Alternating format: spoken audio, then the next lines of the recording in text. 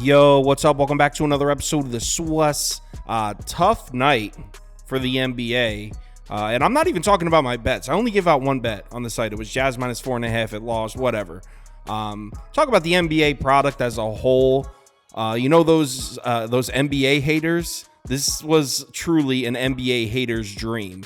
Like everything those NBA haters always complain about all happened tonight. Starting with LeBron James and Anthony Davis not playing in basically a standalone national TV game against Boston. And then that game, Boston just didn't show up. I mean, they looked terrible. Lakers beat them outright. Just a really bad look for the NBA. Like all the stuff they say about regular season doesn't matter. This is stupid. All the stuff NBA haters say came to fruition. And then my bet, the Jazz, man, when I tell you the Jazz should have won that game by 15, 20 points, so many wide open missed shots. And Tyrese Maxey was making circus shots. It was truly crazy. That was not a poor reflection of the NBA. That was just some bad luck. But it was just icing on top of the cake of the night that was a terrible night for the NBA. And to be honest, I'm a little worried about the upcoming couple weeks here before the All-Star break, because we're looking at injury reports and we're starting to see a lot of questionables again. It's starting to look like last year. The NBA's done a much better job with it this season, but I'm starting to see a lot of questionables, and I'm starting to have flashbacks from last year. So maybe might be time to dial back on the unit size when it comes to the NBA until after the All-Star break. But still, we got 10 games on the board. It's Friday night. We'll find some value. Let's get it started. Welcome to the Source. The Source. Source. Hey, get the Source. First up, Miami on the road in DC here. The Wizards catching 8 points at home. The total sitting at 232. Let's take a quick look at the spreadsheet and check this out. According to the model, the Wizards should win outright. That just shows you how bad the Heat have been over the last dozen games. Final score 114-113 Wizards according to the model. Let's talk injuries. Miami is going to be without Duncan Robinson again. He's been ruled out. He missed Wednesday's win over the Kings as well, so this will be the second straight game he's out. We got a couple question marks on the Washington side. Jordan Poole questionable, Landry Shamet questionable. Marvin Bagley is also listed as questionable, but I don't even have him in this graphic. He's only been on the team. He hasn't been on the team long at all. Let's talk betting trends, and obviously they're looking pretty ugly for Miami. They just ended a 7-game losing streak. Heat are 1-7-1 against the spread in their last 9. The under is 14-4 in their last 18 games. So unders in Heat games have been cashing. Miami just 1-6-1 against the spread in their last 8. 0-5-1 against the spread in their last 6 against the Eastern Conference. On the Washington side, Wizards are 6-8-1 against the spread in their last 15. The unders have been cashing in Wizards games also. 3-11 to the under in the last 14 games. Here's the big one right here. 6-15 against the spread in their last 21 at home. Wizards at home has not been a profitable bet. And they're 3-1 against the spread in their last 4 against the Eastern Conference. As far as this particular head-to-head matchup, pretty back and forth. Miami's 3-4-1 against the spread in their last 8 against the Wizards. In their last 5 trips to DC, they're 2-3 against the spread.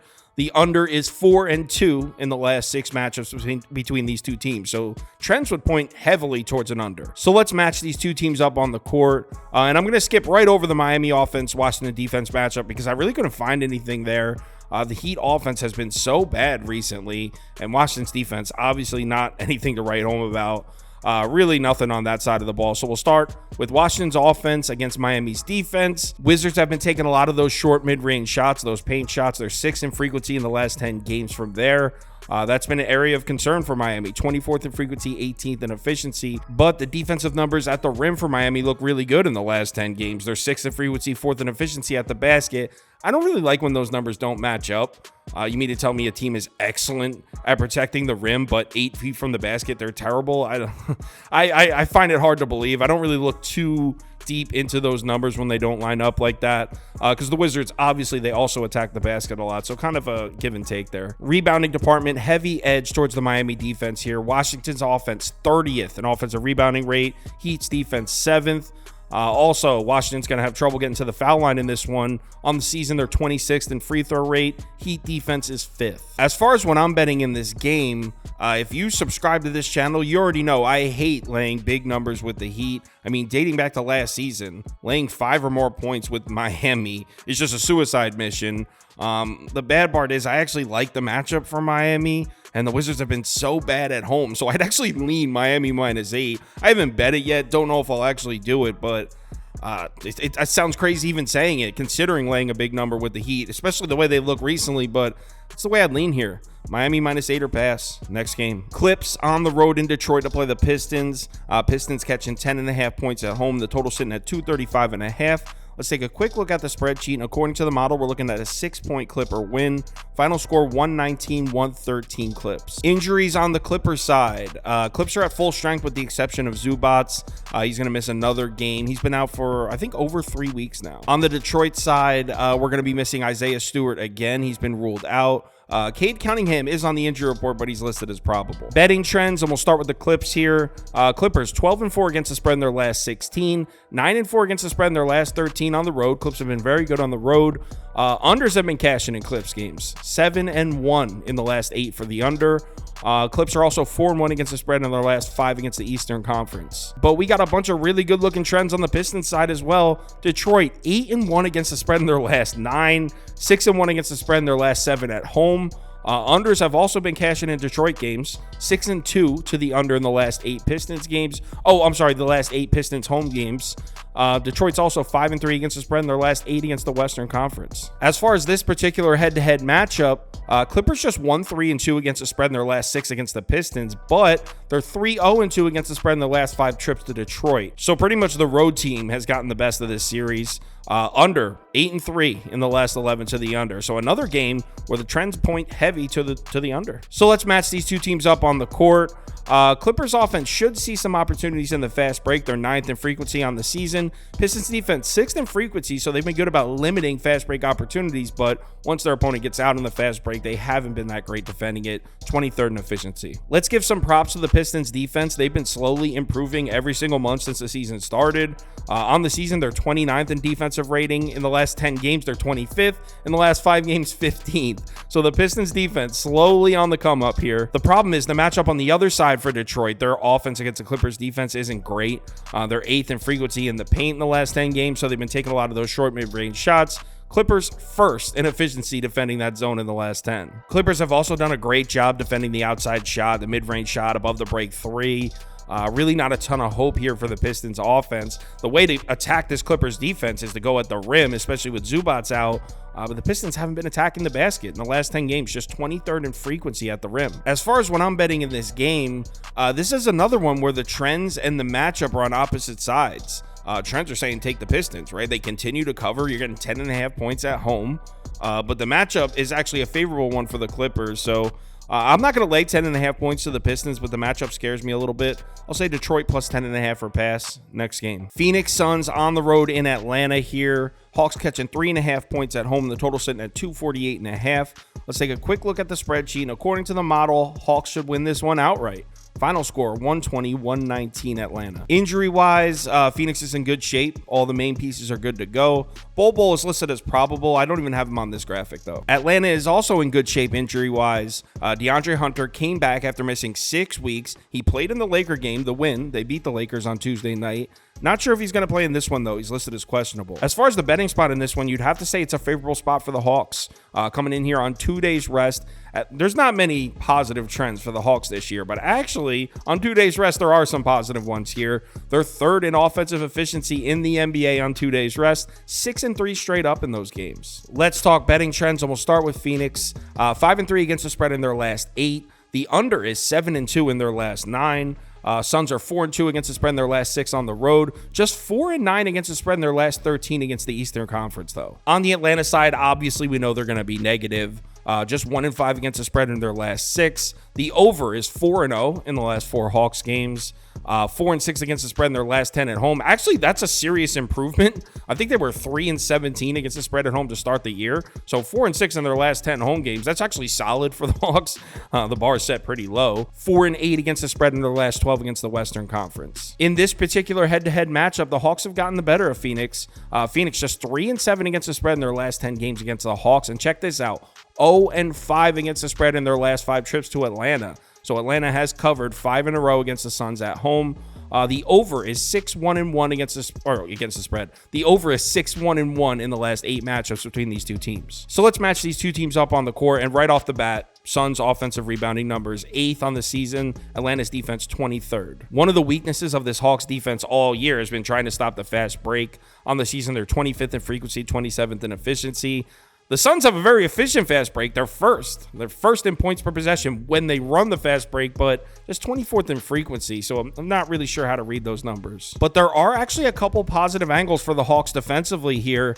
Number one, turnovers. Turnovers have been a problem for Phoenix offense all season. 26th in turnover rate. Hawks defense 10th in forced turnover rate. And the long mid-range shot. As we know, Phoenix loves to shoot that shot. Kevin Durant, Bradley Beal, Devin Booker, they all love that long mid-range shot. In the last 10 games, they're 2nd in frequency, 1st in efficiency from there.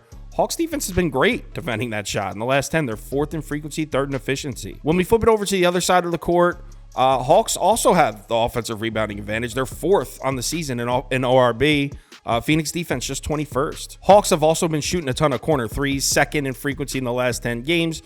Suns have terrible defensive numbers against the corner three. The corner three is not the most frequently used shot, but thought the discrepancy was enough to share it. The positive angle for the Suns defense would be on the interior. In the last 10 games, you can see about a month and a half ago, the Hawks started attacking the interior more.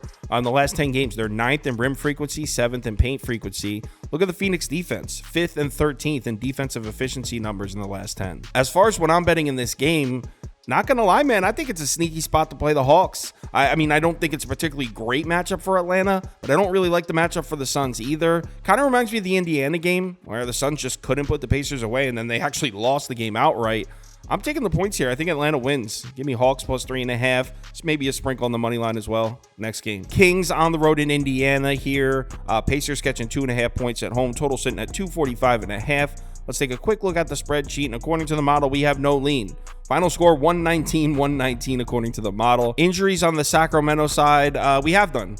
Kings are completely healthy for this one, and they have been for a while. Kings have probably been the healthiest team in the NBA throughout this season. Couple question marks on the Pacers side. Tyrese Halliburton's questionable. Mathurin's questionable. Halliburton just played last night in the Knicks game, and he's been dealing with injuries, so I wouldn't be surprised if the Pacers hold him out of this one and don't play him on the back-to-back.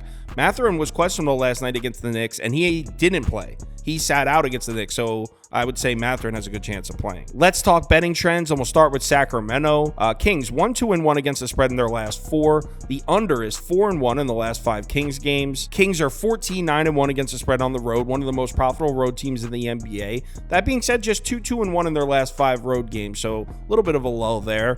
Also 2-3 against the spread in their last 5 against the Eastern Conference. On the Indiana side, Pacers 3-1-1 against the spread in their last 5, 6-2-2 against the spread in their last 10 at home, just 4-8-1 against the spread in their last 13 against the Western Conference though. In this particular head-to-head matchup, Kings are 2-3 against the spread in their last 5 versus the Pacers, 2-4 against the spread in their last 6 trips to Indiana, and the under is 4-2 in the last 6 matchups between these two. Let's match these two teams up on the court, and right off the bat, this is a dream matchup for the Kings in the paint. They love to shoot those short little floaters. 5th in frequency, 2nd in efficiency in the last 10 games. Look at the Pacers' defensive numbers from that zone, 28th and 30th. So huge mismatch there. Also, as we know, this Kings offense loves to push the tempo. They love to get out in transition. They're 7th in fast break frequency on the year. Pacers defense is 8th in frequency, so they've done a decent job at limiting opportunities, but 28th in efficiency. And check it out, when we flip it over to the other side, kind of the same sort of matchup here. Pacers offense also likes to push the tempo and get out in the fast break, 3rd in frequency, 10th in efficiency,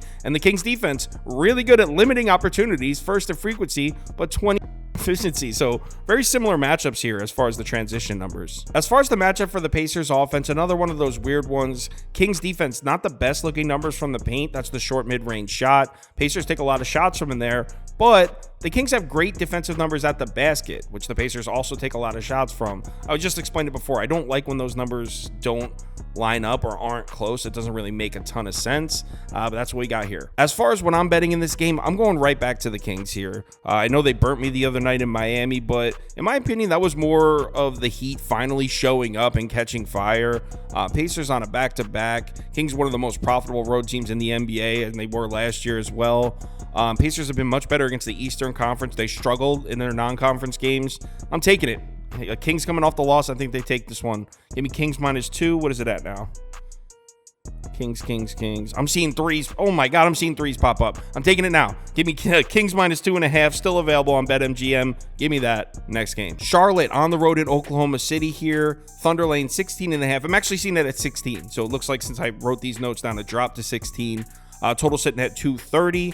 Let's take a quick look at the spreadsheet, and according to the model, we should see a comfortable Oklahoma City win here. Final score 118-108 OKC. Injuries on the Charlotte side, nothing new here. They're completely rocked with injuries, as they have been all season. Gordon Hayward still out. Kyle Lowry is out. Mark Williams still out. LaMelo Ball listed as doubtful. I mean, Charlotte's really been banged up this year. Couple pieces missing on the Oklahoma City side as well. Jalen Williams is going to miss another game. He didn't play in the Nuggets game the other night. Isaiah Joe has also been ruled out for this one. Let's talk betting trends, and we'll start with Charlotte. Hornets just 2-12 against the spread in their last 14 overall. If you've been blindly fading the Hornets, you are doing well right now. Charlotte also just 5-14 in their last 19 on the road, 5-14 against the spread. 3-8 against the spread in their last 11 versus the Western Conference. On the Oklahoma City side, just 2-4 against the spread in their last 6. Thunder really haven't been cashing as much as we're used to seeing them cash. The under is 6-1 in the last 7 Oklahoma City games. 0-3 against the spread in their last 3 at home. 2-4 against the spread in their last 6 versus the East. So not great looking trends there for OKC. And it gets even worse here when we look at the head-to-head matchup. Oklahoma City 0-5 against the spread in their last 5 games against the Hornets.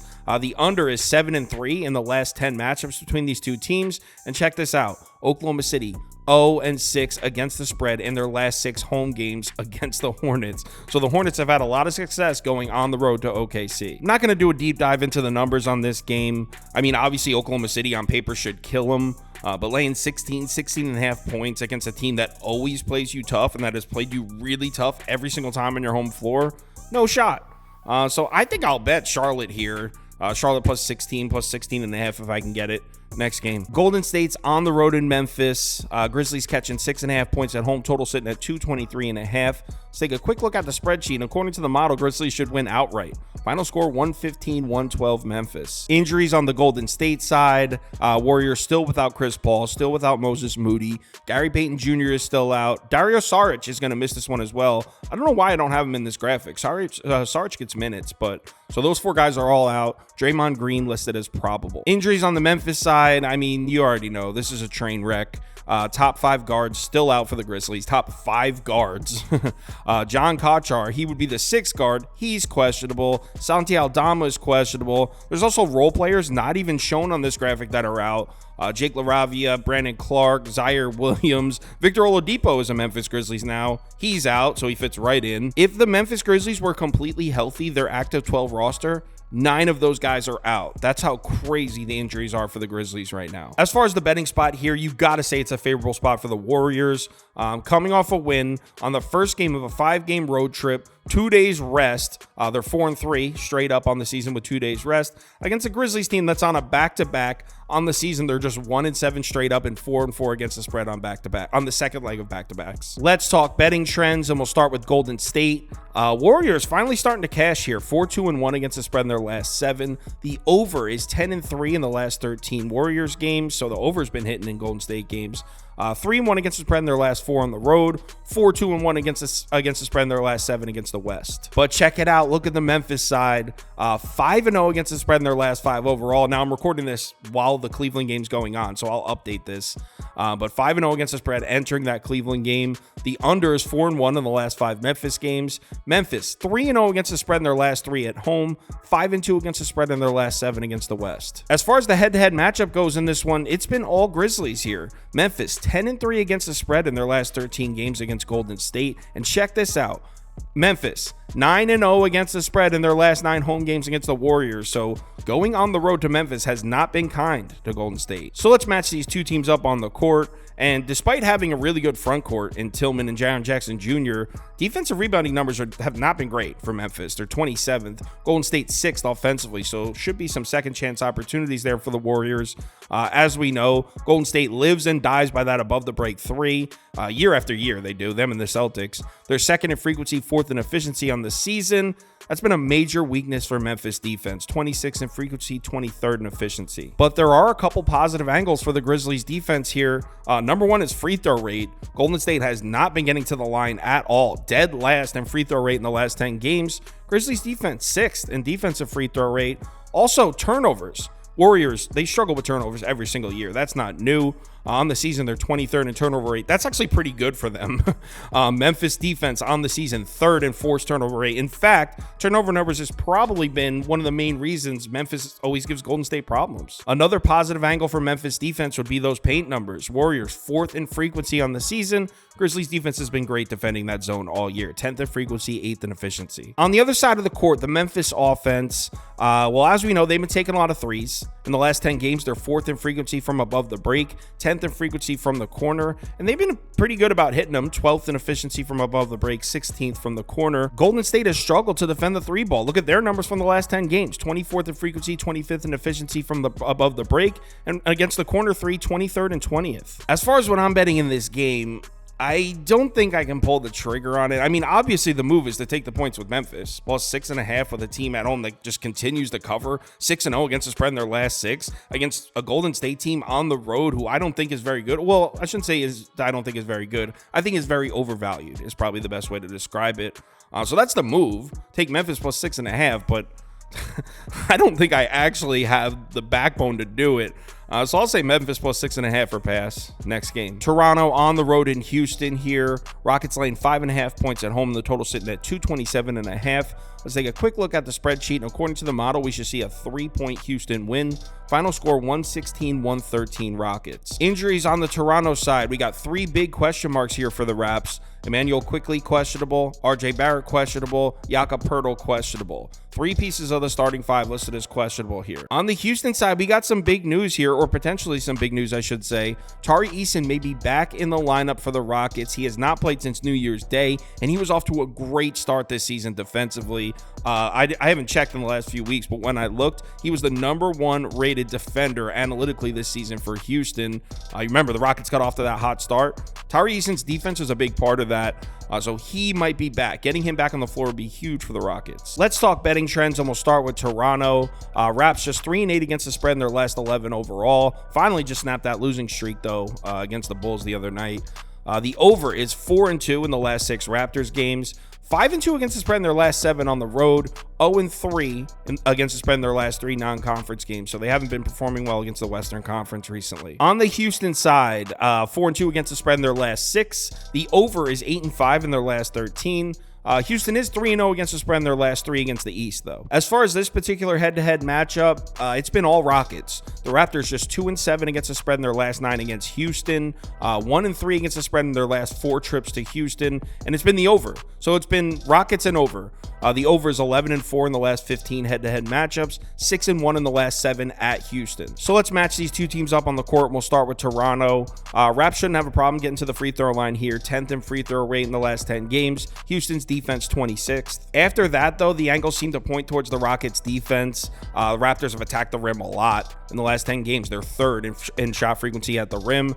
Rockets defense has been elite protecting the basket all year. 7th in frequency, 4th in efficiency. Also, the Raptors love to push the tempo and get out in the fast break. 2nd in frequency, 13th in efficiency. Rockets might have the best transition defense in the NBA.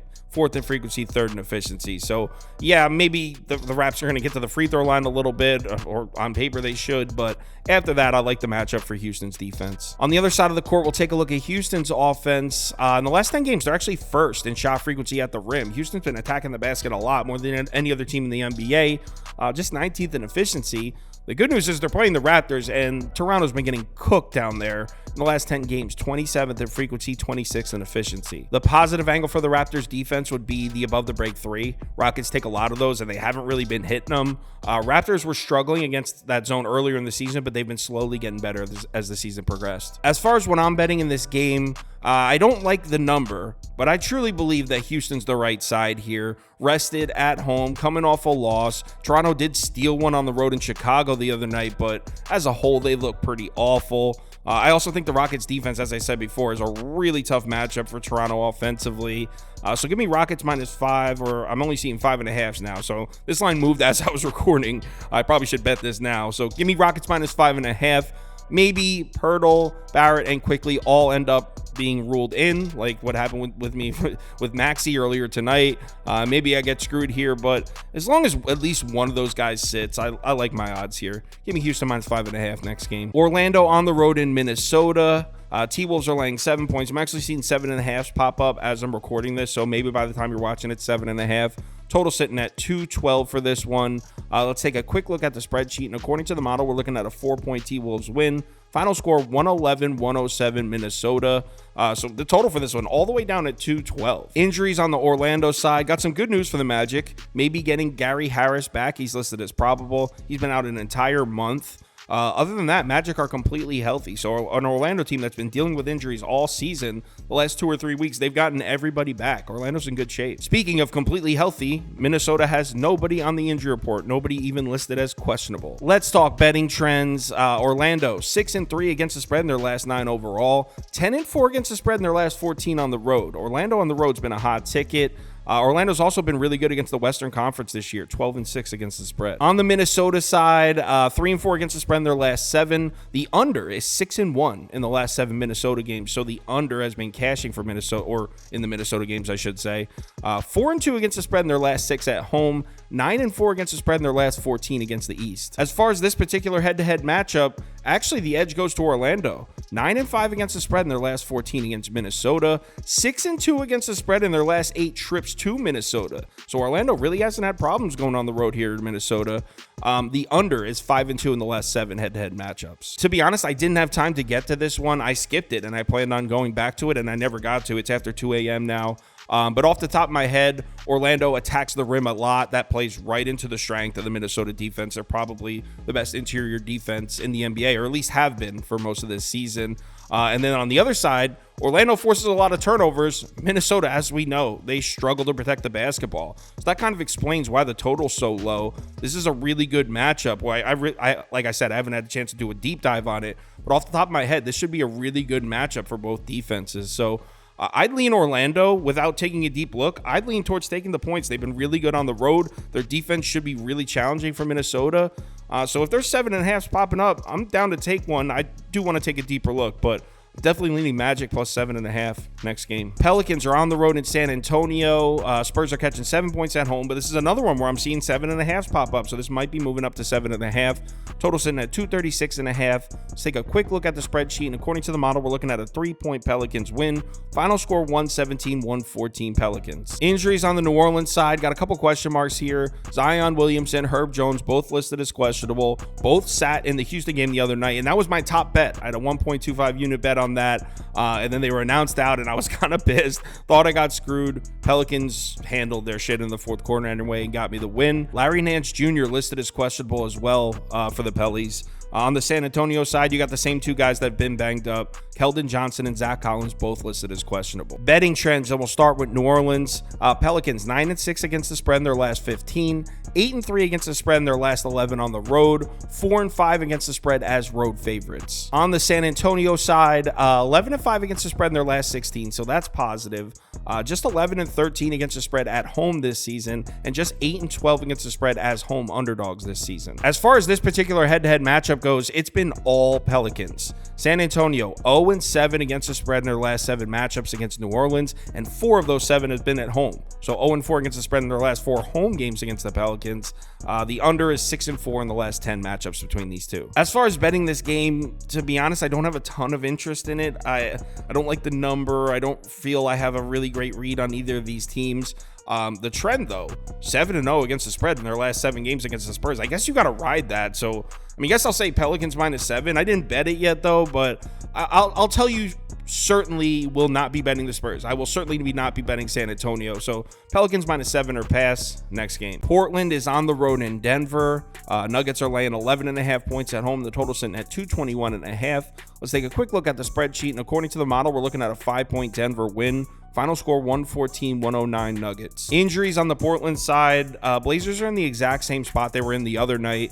Completely healthy with the exception of Shadon Sharp, who's been out for a while now. On the Denver side, we got all kinds of names on the injury report here. Jokic is listed as questionable. Obviously, we know he just missed the OKC game. Jamal Murray is on the report, but he's listed as probable. Strother may be back, though. He's listed as questionable. He's been out since early in the season, so that's some good news for the Nuggets. But as a whole, we need to know if Jokic is playing. Let's talk betting trends, and we'll start with Portland. Blazers, 7-3 against the spread in their last 10. Okay, Portland, but they've been much better at home. Just 3-9 against the spread in their last 12 on the road. The under is 9-4 in the last 13 Portland games. On the Denver side, Nuggets not really as profitable at home as you think. In fact, just 7-7 against the spread in their last 14 home games.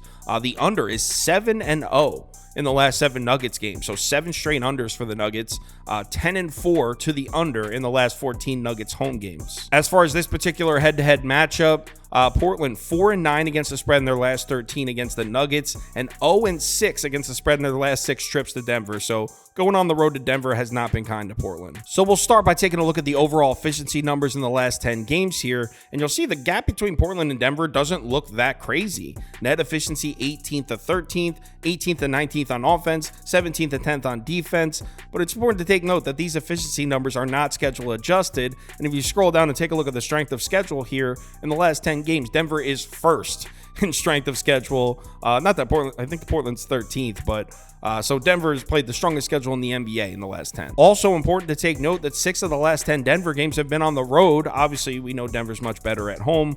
Now, if we pull up Denver's numbers at home this year, not quite as dominant as last year, but still number 5 in the NBA in net efficiency, 3rd on offense, 12th on defense. The problem with the Nuggets in their home games this year is just the price, because every single person on the planet with a DraftKings account is blindly betting the Nuggets at home this year. So even though efficiency-wise they're the fifth best home team in the NBA this year, they're only the 13th most profitable. So let's match these two teams up on the court, and we'll start with Portland's offense. Straight up, I don't like the matchup at all here for the Blazers offense. One of Portland's biggest strengths this year has been offensive rebounding. They're 8th in ORB in the last 10 games. Denver's been really good on the defensive glass. The only shot zone where you can say Portland has the edge would be the mid-range shot. But look at the frequency numbers. We're talking about 12% of the Blazers' shot attempts here. Just not enough volume to really impact the handicap. On the other side of the ball, Nuggets should be getting nonstop buckets at the rim. 32% of Denver's shot attempts this season have come at the basket, 4th most in the NBA. Portland on the season has been arguably the worst interior defense. Them or the Wizards. So guys like Jokic, Aaron Gordon, Christian Brown, Peyton Watson, anyone in the Nuggets rotation that attacks the paint, it's a favorable matchup for them. As far as betting this game, as long as Jokic plays, he's listed as questionable.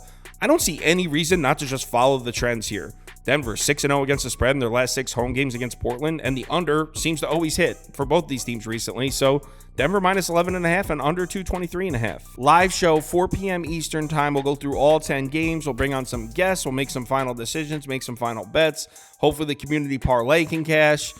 So if you're able to make it, we'd love to see you in the comments. If you want my top bets for all sports parlays of the day, or you would like to join our Discord, head over to KyleKirms.com. The information's right there on the homepage. Let's have a good Friday night. The NBA needs a good night, man. And you know what? I could use a good night too. Oh, I just had a winning night on Wednesday, so it's not like I'm in a cold streak or anything, but I would love a green Friday night. Please remember to bet responsibly, and I'll talk to you in the Discord.